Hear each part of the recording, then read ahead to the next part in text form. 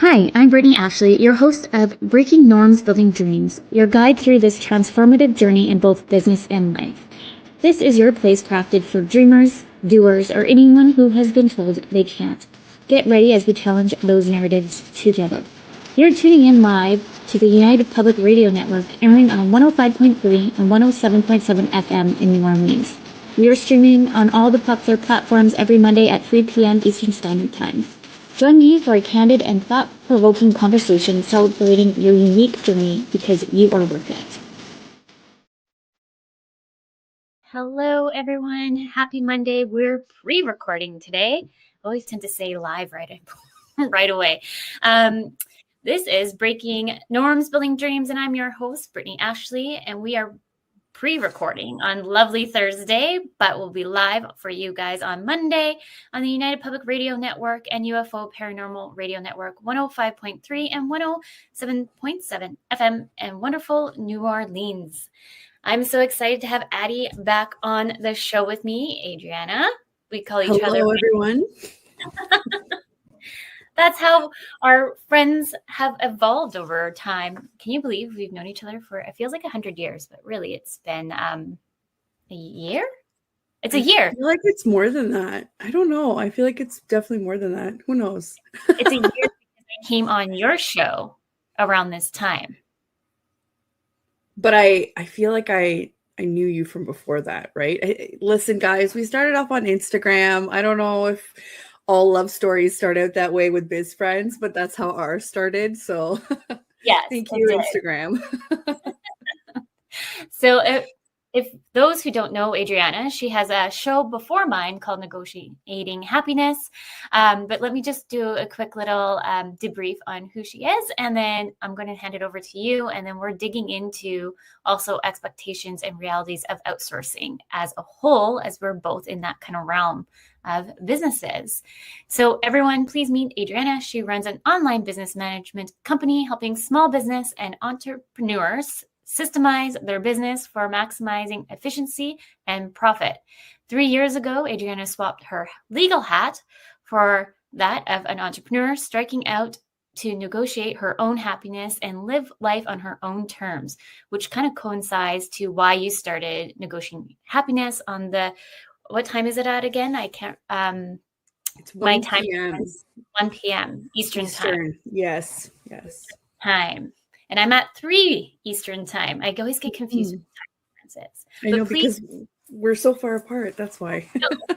At opposite ends of the world, everybody. It seems it is. I'm in Victoria, BC, and you're out in Ontario. But one day we'll all come together. It's coming. It's coming down the line. It's coming. It is. But please maybe tell all the listeners more about yourself. And I know I did my intro, but tell us more. So I'm also a mom, and I guess this journey kind of started off that way. I was on mat leave when I decided to open up my own business, and you kind of dove in a little bit about, previously I'm a licensed paralegal with the Law Society, and I decided to sort of move away from that and work for myself because I just wanted to help small businesses. I had gone through some personal health issues, and I'd noticed that,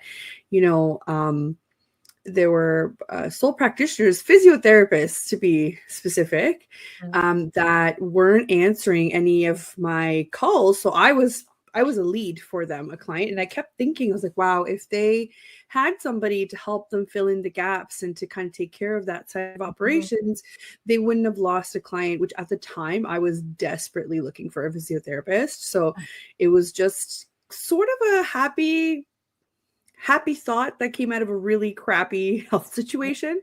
So that's how I started. And I always think back about it. Like, I never would have thought that, those would be the beginnings. Obviously, my previous experience definitely helped. I had experience in graphic design. I worked in the insurance, like the medical insurance industry and legal industry. I did a lot of figuring things out and, figuring out how things tend to work in the world, and that really helped with operations. And I was pretty tech savvy from the beginning, but there was a lot of learning on the go as well, if I'm being completely honest. And now it feels like this was, a million years ago. And I just realized I should probably update that intro, because it says 3 years ago, but it's like 3.5. It's going to be 4 soon. Yeah. Yeah. I was going to say, I feel like when I was reading it out loud, 3, I'm like, really? No, it's been longer. Yeah, it's definitely been longer than that. That's only since I've started running it full time. I actually was doing it before part-time, right? But I just kind of counted it as whatever the case may be. It does feel like a lot longer. And I started doing the radio show a year and a half ago, roughly. And it's been so cool and so interesting to meet all of these wonderful entrepreneurs. And we tend to kind of have similar stories of, where did this amazing idea come from? And it typically comes from pain, from problems, from things that you think that you can't handle. And it's funny how that shows that, yes, you can handle it. And, it just shows how that kind of attitude would be beneficial through your entrepreneurship journey, because you're never not going to have problems, right? Like that's just life. Yeah. And even too, like right now, the economy, let's talk about that a little bit. Yeah. Because I know we're not the only ones. The economy right now is a little bit rocky in Canada and in the US. We can see it. It always seems to be rockier too around election time. Let's be honest. Yeah. And also too, we're still coming through it from the whole experience through COVID. So we're kind of in a double impacted situation over here for everybody. So anybody listening who's a business owner who thinks that you're struggling, you're not the only one. I kid you not, every phone call I've probably had this year, everybody is either going back to a 9-to-5 or finding a part-time gig just to sustain the business. Yeah. So you're not the only one. And so no, please keep that. I can relate to this. I feel like the summer slowed down a bit for me. And as a result, I had to cut back on some of the help that I was using, which is always unfortunate. But I had to adjust, because I needed to keep everything steady and level. I'm thankful that I was able to at least have, steady income come through from the business. Yeah. But like you said, a lot of businesses were not in that position. And how do you pivot, right? Like we talk about this all the time. How do you pivot? How do you bring new things in? How do you can't change the economy. Obviously small businesses sure contribute to it. A lot of businesses, I think is something crazy, like 90% of businesses are small businesses, right? Which might not seem like it. So that just shows you how many entrepreneurs are out there. So you're not alone. I also have picked up those phone calls where either people are pivoting in their businesses, adding new services, or just completely cutting out parts that are, either hemorrhaging time or money. That's just the name of the game, I guess. You just have to know when to stop. But here's the other part of it. Sometimes, depending on your industry, you will boom. And you might also lose those leads or those clients because you're not set up to deal with it. So for me, I've noticed that sometimes summer is, kind of a decline because people are going on vacation and whatnot. And then September hits and everybody forgets that, we just had a whole quarter of sunshine. Yeah. In southern Ontario and like all the, like kind of southern Canada is, normal weather, temperate weather. And then all of a sudden everybody wants to do 2 quarters worth of work in the last quarter of the year. And it's kind of like, okay, like let's breathe. So if you're not set up to deal with that, there's a potential that people will walk away from it. Right. So then I've had to now figure out, what am I outsourcing and what kind of projects am I welcoming? What kind of projects am I not? And you and I work on certain things together, and I'm happy that we have at least each other to depend on, right? But outsourcing can save these kind of weird ups and downs if you think about it, right? Percent. I actually just did a presentation to real estate agents because we work with a range of industries just like you, and one of them are real estate agents. And I was just sharing with them. I don't know if I can present. Can I? Yeah. Let's try it out. We're learning as we go here. Let's see. Let's see if this will work. So what I was just showing so if you can see these numbers here. So stats and numbers, I think, tell you everything. And the one thing here is all about outsourcing. So this is like a global number that in 2023 that Forbes found. So this is all from Forbes. 731 billion were expected to hit in just outsourcing alone. Right. And then there was 531 billion for IT outsourcing. Right. And then the cost savings to outsource with HR expectation or with an HR services, for example, is 27.2%. Right. And then just small businesses as a whole have outsourced with at least one specialized item at 37%. Isn't that crazy? Do you have a slide for us to see? Oh, do you not see it? Here, I'll add it too. There we go. Oh, there you go. There you go. I knew you were talking about a slide. Yeah. There we go. Thinking those are crazy, but those are crazy numbers, right? And a lot of the times people just assume that outsourcing means cutting out of your profit automatically. And that's just not how numbers work. It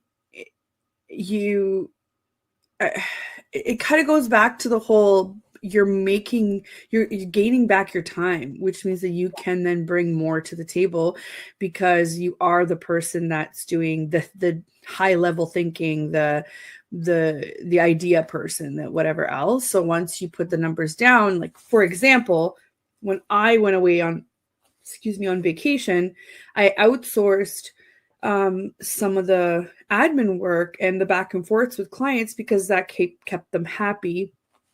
And not only that, things kept going in my absence. So that means that all of my billables were coming out on time. Yeah. Right. And I was getting paid even though I was away. So yes, it cut into my profit, but without that, I wouldn't have had those billables come out at all. Right. And if you do the math, obviously on your own profit, and if you're billing correctly, and if you're charging for your time and your expertise correctly, this will actually increase, over time on what you can do. So even when you're not on vacation, right? So if I'm not on vacation, why am I spending time to make social posts when, sometimes I like to, and that's fine, but why am I spending time to do all the consistent stuff when I can outsource that out and work on getting the big projects in, the big, it doesn't make any sense, right? It doesn't make any sense. Or how I say, going to networking events and people are like, oh, that's not in the budget. And I said, but if you think about your conversion rate from meeting people face to face and shaking a hand and or just gaining a business friend that maybe in 6 months down the line they remember you and they refer you somebody, that $100 that you spent on that dinner where you got a dinner out of it and potentially some valuable information from speakers, entertainment, whatever the case may be, versus the project that you're walking away with. Like, people don't think in big pictures, they think in expenses right now. And that's just not how your year is going to shake out. That's not how your first 3 years are going to shake out, your first 5, 10, whatever the case may be. Right. And I almost wonder too, I wonder if when people start thinking about their finances and how they outsource too, I almost wonder if there's a scarcity there. And a bit more lean back into trauma around money and all of that. Right. Side note, I'm in a course called Trauma Money, and we're only 3 courses in. It's something that I'm trying to add within my business coaching because I find when we work with entrepreneurs, they get kind of caught up in the money piece. And like my thing is I'm pretty good at organizing, and like my accountant loves me. Well, it's called type A personalities, Britt. But the thing is like I had severe anxiety if I know that I need to go on and pay for Revenue Canada, or if I see Revenue Canada like sends me a message, I'm my like, God, what did I do wrong? I know. Everything. Or, but then there's some that just are behind in filing, and they have that anxiety too. So it's from one spectrum to the other, and it's like, where does this come from? So this whole thing, trauma with money has been like eye-opening a lot, and just it's making me think a lot more about my journey with money and all like the whole tier. Like I can't say enough things about this program, because they want you to practice on yourself before you go. which is great. It's great. And I'll tell you one thing. I think I had trauma with money because of that. And you know, the whole living paycheck to paycheck thing that you bring from your corporate world or from your, and maybe not everybody's like that. That's great. But a lot of us started out our own businesses because we were living paycheck to paycheck, and we're like, this can't be it. This can't be it for the amount of like work and effort that I put in. Right. So you carry that through until you realize that you now have the power to change it. Right. But it takes a really long time to figure that out. And the one thing that really helped me this year was implementing, I guess, what they call a bank account architecture, like a bank architecture. So you have more than one account where not everything is just like a giant pool of money. Because it makes you think of all the different things that you have to stash away for CRA, for emergencies, for whatever the case may be, right? So it's, to me, that was the first step in being like, okay, I don't have to live like this. You know, so it definitely helped. I agree. I think that people with money issues are also the ones that are having, sorry, not money issues, but money, like limits, like mental limits around money.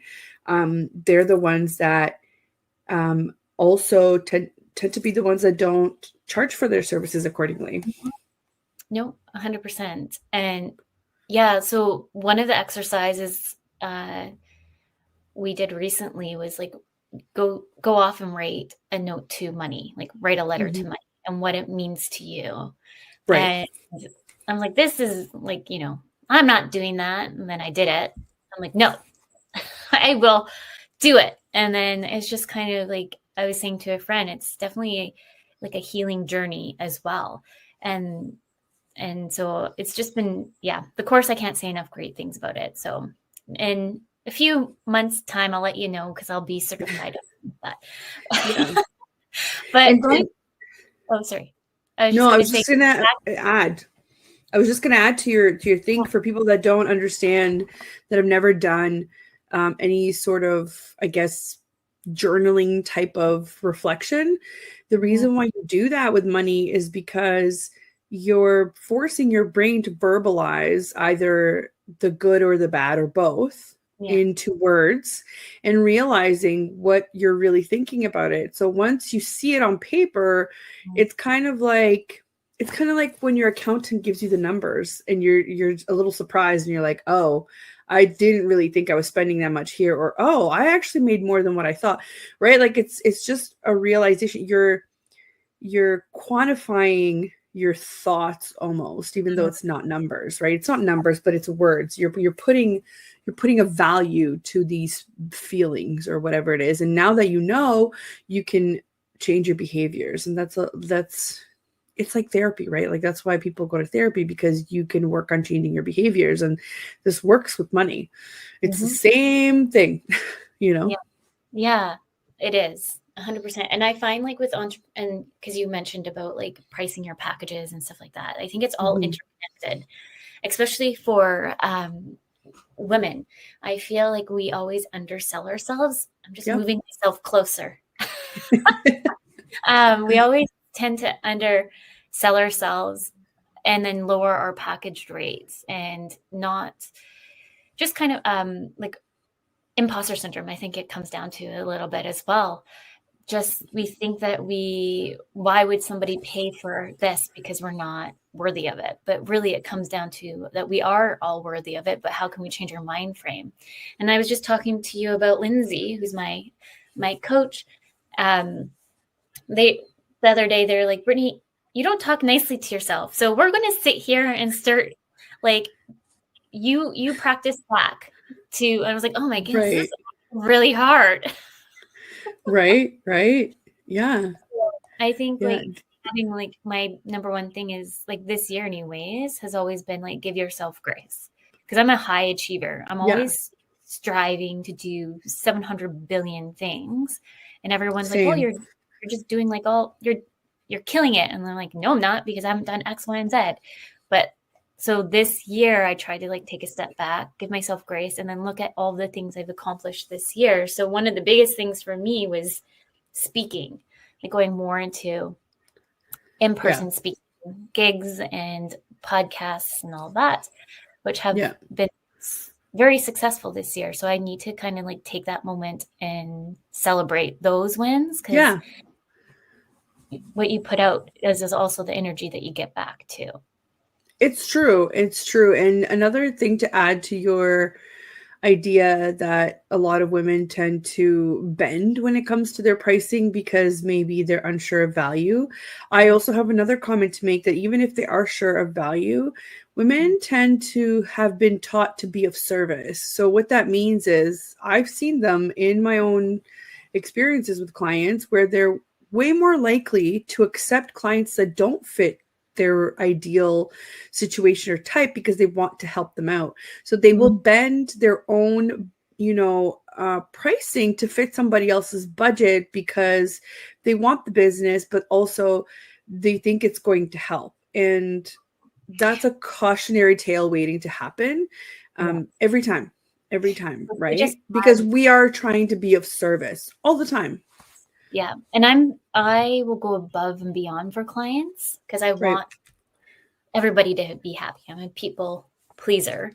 And like, I just had this conversation with you not too long ago about a possible client that I did end up not wanting to sign. But the thing is like, I was saying to you, I'm like, I'm getting like shooting pains in my arm. Like, and like, that's like, I know that's going to give me probably a heart attack, and I just can't do this, but I'm trying to push myself to accept it because we need money. And then it's like, you know what, let's drop it because it's like killing my soul. I'm like trying to push through everything being in my body because I know we need clients, but then at the end of the day, I just know it's going to be a client that will take up more of my time, where I could find my true potential climate that's in alignment with my values and give me those boundary spaces that I have put out, which end up working out because we end up signing. It sounds like it's going to be a lifetime client. First, we're starting off with branding, website development, to administration, to like anything in between. Like they just love that we offer like a full tier so they can see us growing with them versus this one project would have just been a one-time project. So I think sometimes like giving yourself the space to reflect when you're feeling like something's not in alignment and why it's not in alignment, and then accepting too that it's okay to say no. Yeah. Well, that's the thing. You're making room for something else that fits more. And that's not to say that this client that does not fit in your parameters now is never going to fit. Maybe they will come back because they appreciate your honesty or your integrity around things and being very transparent around money and time and effort, right? That doesn't mean you're shutting that door forever. It's just, if it's not a good fit right now, it's not a good fit right now. And people just need to accept it.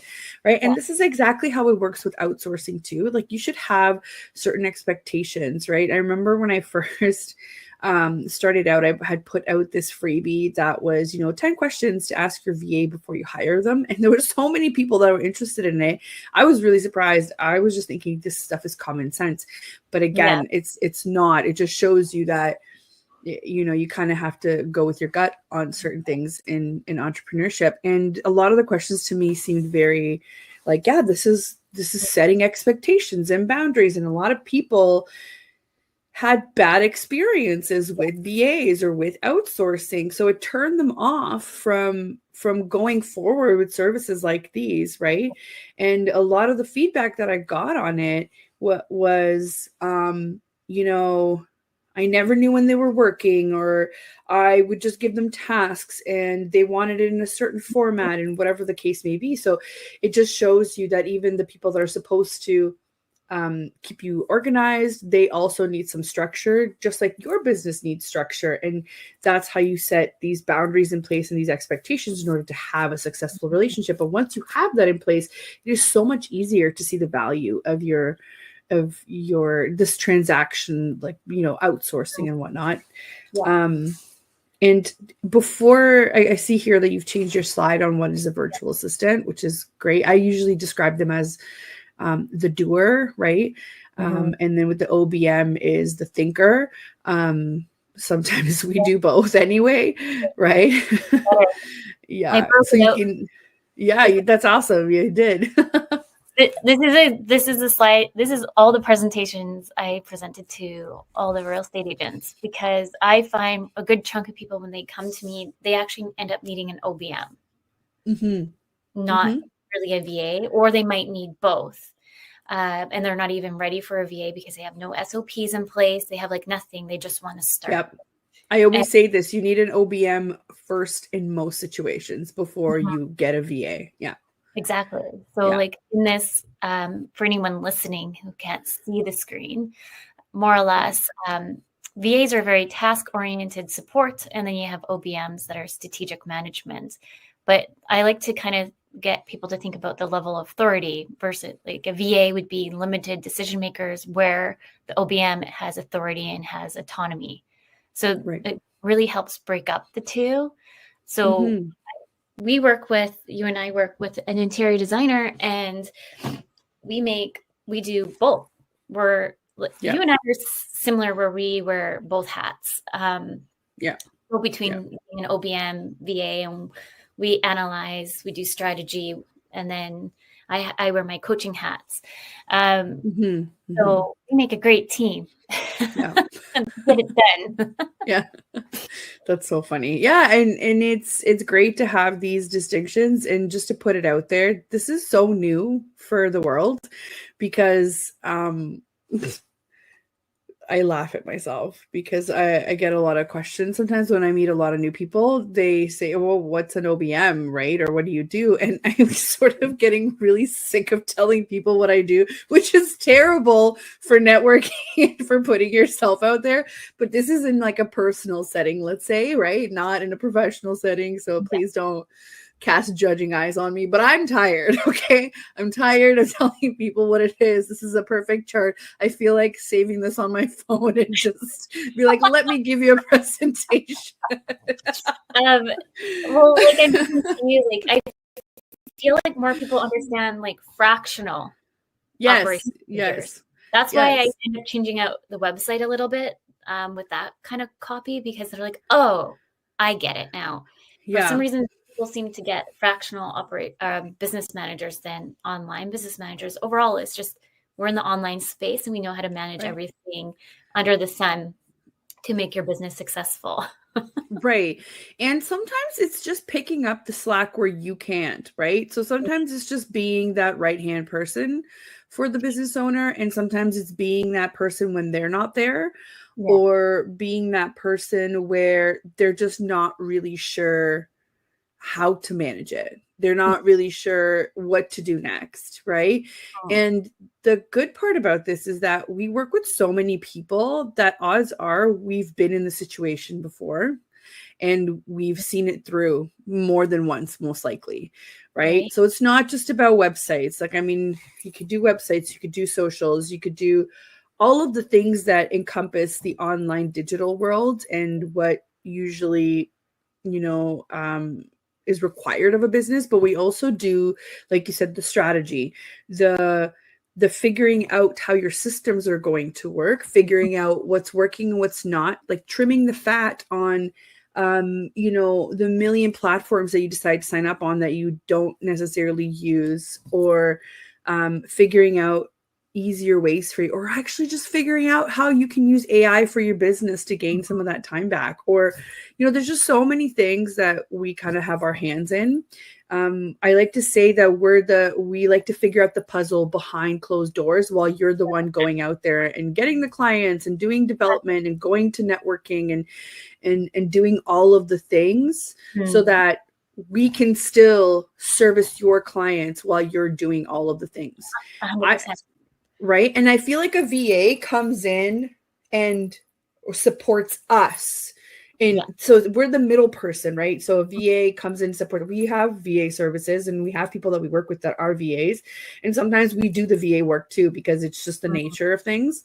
But the VA is the one that's there constantly. So we put the machine in place in the background of operations, and the VA is the one always checking it, making sure that things are going right through and doing the communications and whatnot, while we're the okay, how can I make this better? How can I, allow the owner, the CEO, whatever the case may be, to do their, be in their zone of genius, because I might not be able to be a real estate agent or an interior designer or, a director on a board of directors, whatever the case may be, but I can deal with operations, right? Yes. Yeah. So like I gave this example to some real estate agents of how to utilize a VA and how to utilize an OBM, and not necessarily they don't have to be full time. So say you hired the VA for 20 hours to get your admin done, your client customer care done. So maybe social media, and then your OBM is working with the VA to make sure that they're getting the stuff done, doing strategy planning, project planning, all behind the scenes, while the realtor is out on like networking, because networking is big for realtors. So and being the forefront and making those relationships and being right there to meet the people are very important. So it's full tier on what you can create. Instead of hiring a full-time, part-time employee, you can definitely outsource all these things to a VA or OBM to get it done. For sure. And it's funny, in the last like 2 or 3 years, I've done a lot of event and training planning as well, which is kind of cool for me. And travel planning too. Sure, that could be a lot of the admin work, but talking like trade shows. So we had to figure out logistics of how are these things getting shipped across the country? What do we want the booth to look like? What do we want the swag to look like? What's the presentation going to contain? Down to a schedule of who was going to be at the booth to address the questions, who was going to attend the talks with the speakers, when is everybody having lunch, that kind of thing. Like, it's so, we get so granular in the strategy and the planning of things that we then also end up using the VA, or if you have staff, we also end up being that communicator and the person overlooking, the person that says, okay, I need you to take care of this part, this part, this part. Like, we are managers, right? We manage the resources and the people. Yes. This slide here is just kind of, for anyone listening, talks about kind of pretty much you get to maximize your overall potential and why you hire VAs or OBM. So it's the cost effectiveness. You can hire up and you can hire down very easily versus with a full-time, part-time employee. And then also too, you can hire for specialized services as well. Right. That sometimes a lot of people are like, yes, I have a full-time employee, but that employee might not know how to do website changes. Right. That's a huge benefit for me. The fact that I can bounce between, having a background with legal knowledge to graphic design, to website design, to installing, tech platforms for client management. Like, you can't typically get that from somebody that is only looking at your calendar and your inbox. That's very much a traditional role. And maybe you did hire somebody with those skills, but for those that don't have those skills, that's where we can come in. And here's the good part is that because Britt and I have, like you and I have, similar services, but we have different access to expertise, right? So your VAs are, they have different backgrounds. Anybody that I work with have different backgrounds. I mean, we just the other day, like, we're not just making this up, just the other day, like, we swapped, contact for conversion copywriting, right? That's a specialized service, conversion copywriting. So you never know. You never know what you're capable of. And I know that a lot of people want to keep things in-house. That's just not always the best, because you are limited. You're limited to the skills that this one person might have. Whereas if you're outsourcing, you have the opportunity to say, what kind of areas do you service? What kind of expertise do you bring to the table? Have you ever done XYZ? It's a much more relaxed conversation, I think, with less pressure than putting on an employee to maybe learn on company time how to do certain things, right? And a lot of VAs, OBMs, because we are entrepreneurs, end up having, I would say, I'm not going to tell all of us that we have it, but we have usually ADHD. Okay, you don't need to tell everybody our secret, Britt.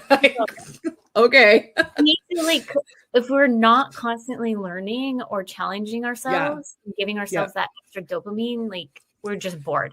It's not that we're a good employee, right? Like, that's why I figured out finally. I'm like, I realized that I'm the worst employee ever, because once I've learned it, I'm done. Like, I've learned it, on to the next thing. Like, what's the next thing? Yeah. And the employer I'm so bored. I literally have anxiety and, like, borderline on, like, nightmares. Because I think that I'm falling behind with tech. So if I don't stop every so often and, like, look up new platforms or figure out, like, how can I do this better, I literally hurt, like, mentally and physically. So yes, ADHD is a blessing and a curse at the same time. Yeah, and I have the mix in with dyslexia. Like, I've been diagnosed with dyslexia. I have not been diagnosed with ADHD, but if you've watched some of the last pre-recordings, I've had researchers and those who are ADHD experts being like, did you know you have ADHD? Thanks. Okay. So they pretty much diagnosed me without me being diagnosed. Okay, what can I tell you? I'm a little bit offended these days when somebody just me goes, and I said, yeah, I might have a touch of ADHD, but who knows? And they're like, oh no, you have ADHD. Like, so sure of themselves. I'm like, I'm sorry. Where are your credentials, sir? I need to see your credentials. But yeah, I mean, what are you going to do? What are you going to do? Yeah. Just roll with the punches, right? For me, like, with my, like, I call it like a superpower, but right. With dyslexia, like, I can see things in a different pattern than some maybe. Yeah. And sometimes they do say dyslexia and ADHD overlap with the spelling and grammar things. A lot of people don't really understand. I started researching a lot more. It's quite fascinating to start learning it. But yeah, if anyone's wondering of why we need to always be given stuff. You don't need to air out all of our dirty laundry, but okay, whatever, I guess, right? But let's go maximizing VAs and OBMs in your business overall. You get to really scale up if that's what something you need to do. And then the VA world and the OBM world, we're so good at online really collaboration benefits. So we overall can really come on another level and think of different ideas that you might have not even thought of. I do have traditional clients that have, like a brick and mortar business, and I do go into their office sometimes. And that's where I see that gap the best, or the clearest, I should say, where they still do a lot of things on paper. Whereas with OBM and VAs, there's a platform out there, or there's a process already that we have in place where you never get to worry about how things get done. Like, I don't think I've ever worried about how is somebody going to sign this legally? Or how is somebody going to attend this? Or, you know what I mean? Or how am I going to show somebody what I'm doing on my screen? Well, guess what? We've already figured all that stuff out, and there's a solution for it that typically is way more efficient than any way that you can think of that you've done it in a traditional office. And I've worked in an office since I was 14 years old. I'm telling you, I've seen it all of people trying to patch together things to, you know, different processes and whatnot. And we've been given all these tools that are not being used, right? And a lot of the times these companies, because they're so focused on getting the actual work done and getting billables in, they just forget, and then they kind of fall behind of everybody else.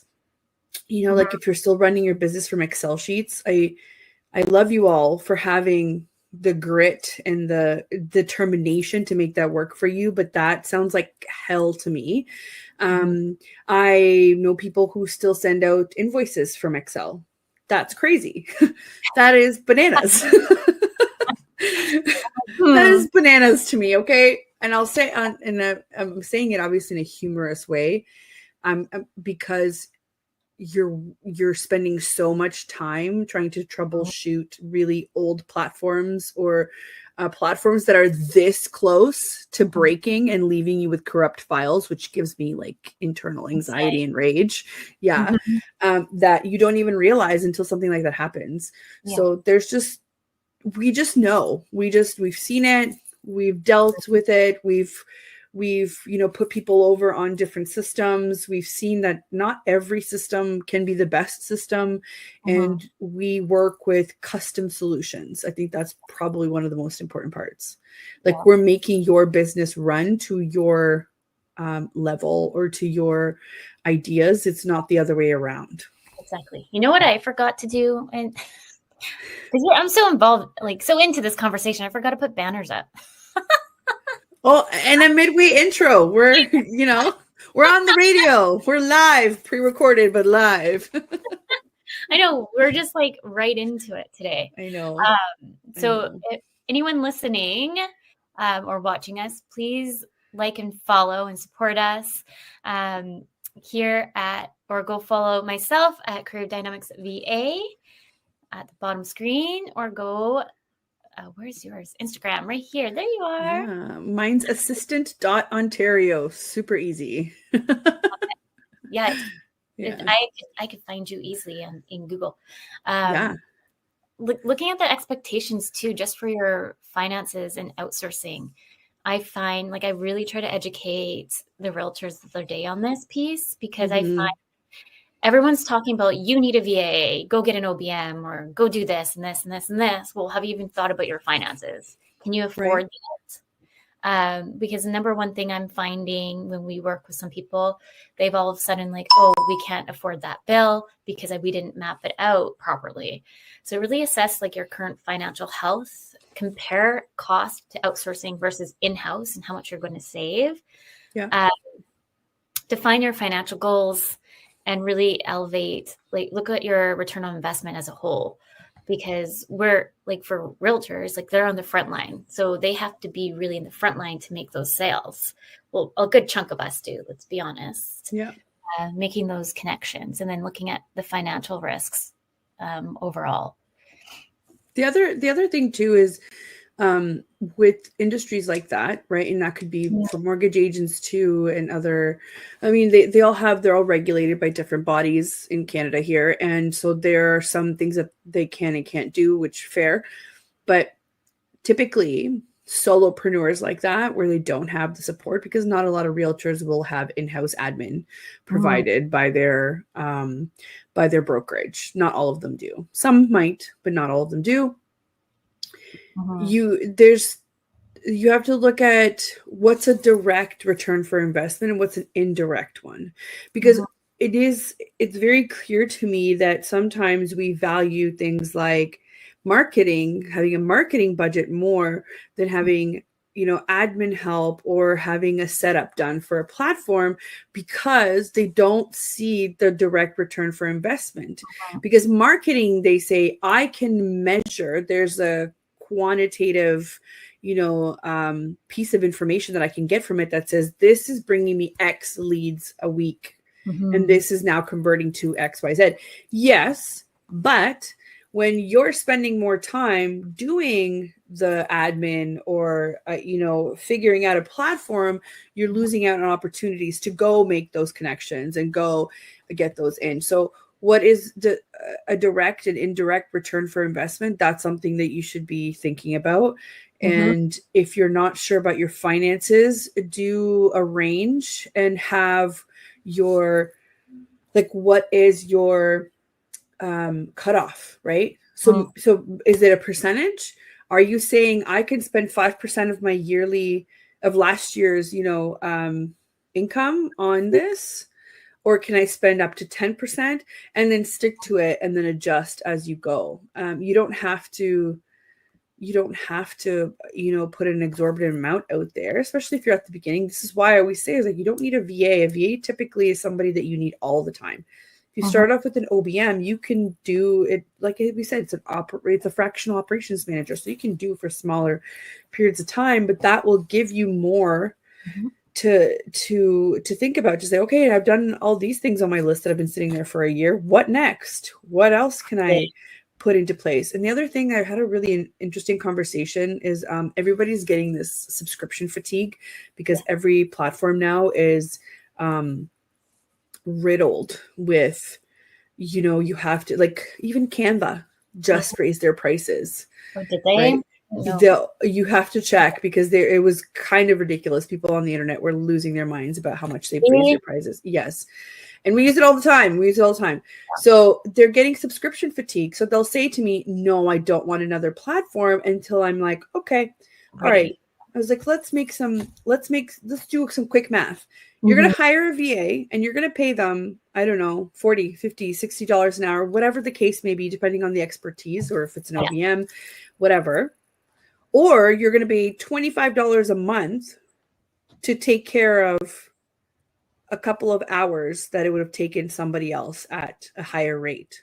Now, all of a sudden, that subscription is the right choice. What you're doing is you're putting the investment of the setup and the setup of the system, you're front loading it. So again, what's your cash flow look like? Can you afford it, or can you do it in chunks? Or do you just want the strategy? So why don't you just do a consult if you want to DIY it and learn it, right? There's so many options and people just don't really, don't do the math. Well, yeah. And I think, unfortunately, with social media, the notation of you buy my course, and kind of the theory of we're just having this conversation about this on another conversation about it. There's actually a really good podcast to listen to, but let me see if I have it up here.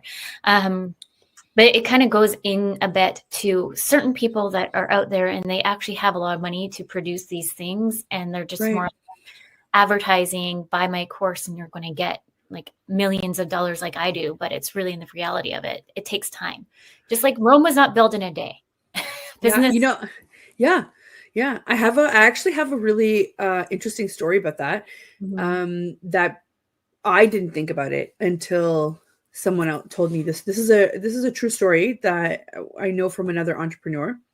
So I don't know if people are aware of what a mastermind is, right? It's kind of like the idea of a course, except it's live and you're getting, advice and feedback, and you're doing things together in a group of other like-minded individuals, or with usually a coach or a mastermind leader that has the experience or has a lot of value to offer to a group of entrepreneurs, right? So I did one and it was great. And there's obviously so many out there. So if it's not a course that people are typically trying to sell you, they're talking about masterminds, because I find that you probably get more value out of it, but they are more expensive typically. It's not just like an evergreen course that you can just kind of go through the modules yourself. You're getting live, you're getting this feedback and access to all of these different people that may be in the same situation as you or have gone through this. So it's very valuable. Yeah. Now, this one person who was selling courses was in one of these masterminds. I don't know them personally, but this entrepreneur did. that from this mastermind, and they were saying that, oh, you know, so and so, and I was like, yeah, like I've seen her around, I see her ads all the time, and they're like, well, they made millions. Like they made, and they said, like, she was able to back up the numbers to be like, yes, I actually made this. Here's some proof, right? And I was like, wow, really? Yep. So she made millions, and she probably had a couple of offerings, right? Like low, mid, whatever, even though it was a normal course, I don't know, fee. It wasn't that expensive, but it also wasn't like $20, right? Mm-hmm. And then they said, then she tried to recreate that and make a mastermind of her own, and found out that it didn't work. So her methods that she took to get to those millions, she could not reproduce for other people, because that's the whole idea of a mastermind, is like, I was successful, so I'm now going to show you how to be successful, right? And why was that? Because the people that catapulted her up to the millions were the people in the mastermind that she attended. So because she had those high level connections, that's what helped her. And you can't reproduce that with other people. So the only reason, not the only, I'm sorry, she was obviously successful, but I'm saying the majority of the reasoning of why she was so successful with her launches in these courses is because her clients or her collaborations were with people that were also making millions. That's not our day-to-day life. You can't reproduce that. And I don't think people get it when they're like, yes, I'm going to buy this $300 US course, and I'm going to make millions after in a launch. Yeah. Like, people don't understand. It's like, actually, a lot of launches just fail. What's important is what you take out of it. How do you use that, right? I don't know, but it was really wild to me because I knew who she was talking about, and I was like, yeah, she's so successful. Then as soon as I realized that, oh, I'm never going to be able to replicate that, because she's not able to replicate that for other people. So why would, like, you know what I mean? And it's not a limiting belief. It was a very realistic one of, I don't have the connections that she did. Right? Yes, it's true. And that's the unfortunate thing with these kind of sales tactics to get into the funnel. Like, it's just, to me, is like unethical, and like it drives me bananas. Like, the more I hear about it, like, well, that's the whole reason why I became a coach too, is because I realized I kind of fell in that kind of bubble, like everybody else, thinking like, because the promise was, I'm going to get you to 10K months. At the end of the day, I hate that. At the end of the day, the coach, I don't even want to call her a coach. She's a consultant. Let's be mindful between those different terminologies, which I do educate everybody on. Coaching, for anyone just listening, is really, I'm going to ask you curious questions. You can define your own, like, you're in charge of defining that message, where a consultant will give you strategy advices on how to do something.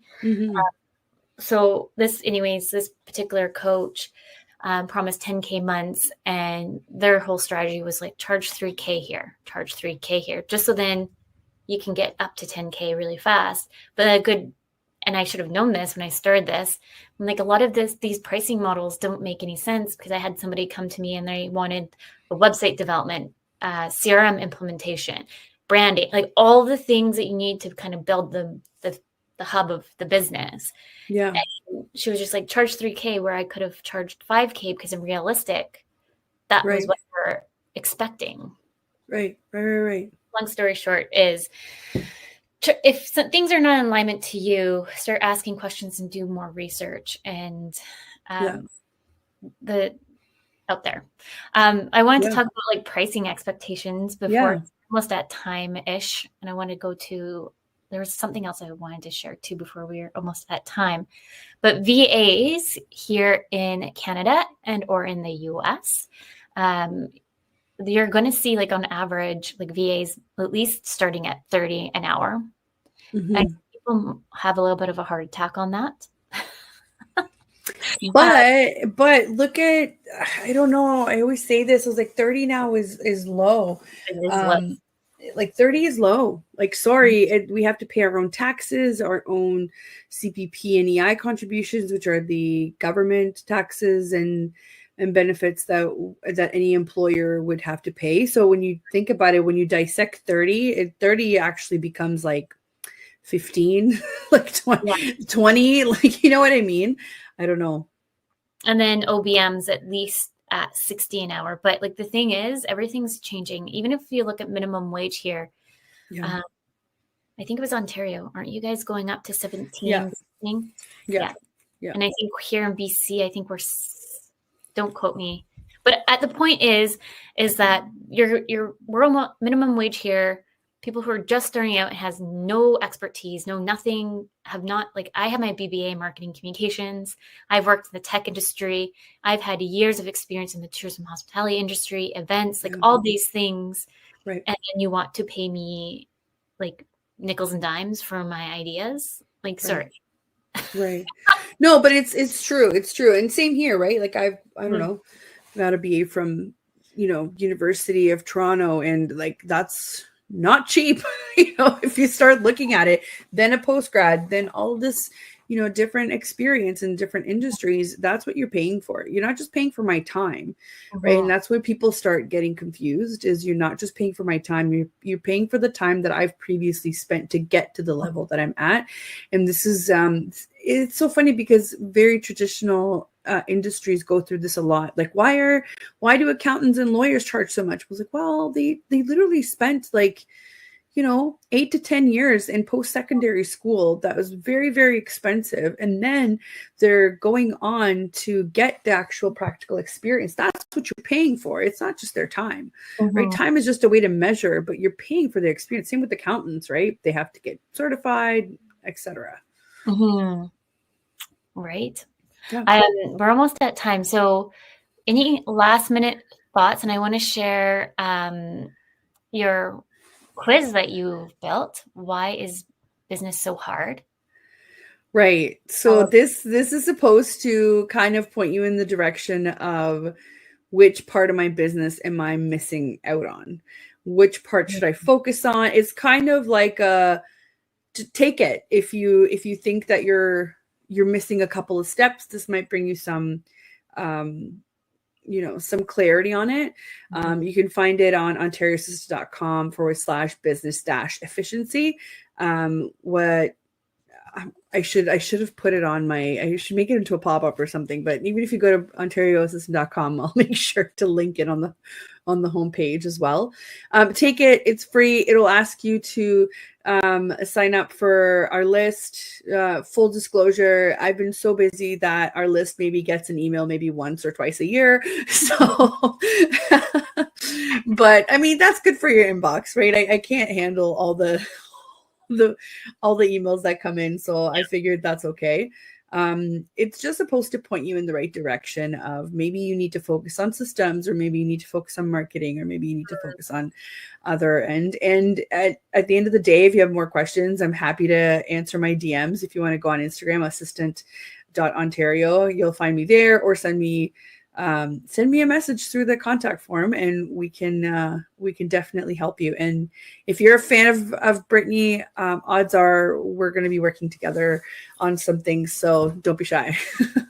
Combo of that. I'm just switching through the slides really, really fast because I just wanted to show, if anyone's watching, you can scan the QR code and it takes you to my, I guess you'd say opt-in, and it's called the Everything Bundle. And so I have a 38-page free ebook on how to outsource, what to outsource, kind of your communication style, like everything in there for you to kind of work through.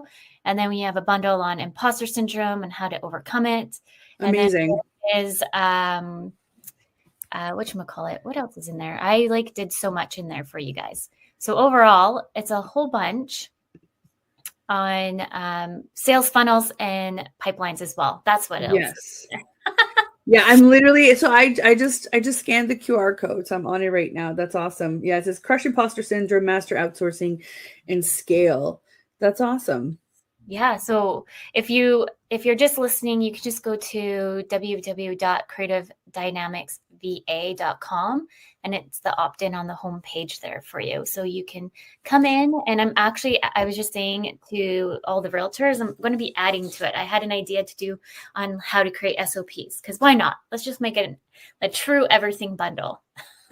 Very careful, your ADHD is showing. I know. Somebody did download it, and they said that it's one of the best things that they have seen in a while. So Amazing. I was like, that's good. So that's good. Amazing. Well, we're already at time. Thank you so much for coming into the show today and pre-recording, because for those who are not in Canada, it is Thanksgiving. So it's Thanksgiving long weekend here in Canada. Mm-hmm. So if you're just tuning in, please tune back in to Breaking Norms, Building Dreams. A big thank you to United Public Radio Network and UFO Paranormal Radio Network, and to all the listeners out there. Next week, we have Lindsay coming in. I don't think we have a topic yet, but it's always a great show with Lindsay. They're coming back on the show again. With that, everyone, remember your journey is unique and your worth is unquestionable.